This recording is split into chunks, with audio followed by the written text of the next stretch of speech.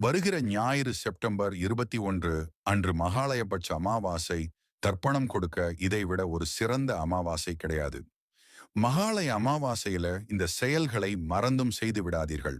உங்களுக்கு கடவுள் நம்பிக்கை உள்ளது என்றால் இந்த பதிவை லைக் செய்யுங்கள்.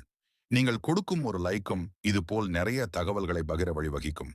பொதுவாக முன்னோர்கள் பித்ருலோகத்திலிருந்து புறப்படும் நாள் அடி அமாவாசை.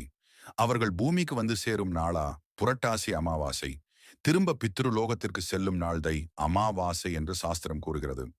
குலதெய்வத்தின் அருள் முழுமையாக கிடைக்க வேண்டும் என்றால் முன்னோர்களின் அருள் இருக்க வேண்டும்.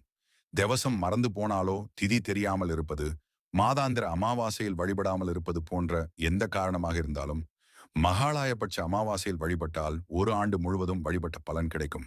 அன்று மறந்தும் ஒரு சில செயல்களை செய்தல் கூடாது. முதலாவதாக கோலம் போடக்கூடாது. இரண்டாவதாக அன்று சமைக்கும் எந்த உணவிலும் வெங்காயம் சேர்க்கவே கூடாது. மூன்றாவதாக தர்ப்பணத்தை சரியான நேரத்தில் கொடுத்து விட வேண்டும். ஏதோ ஒரு நேரத்தில் கொடுக்க கூடாது.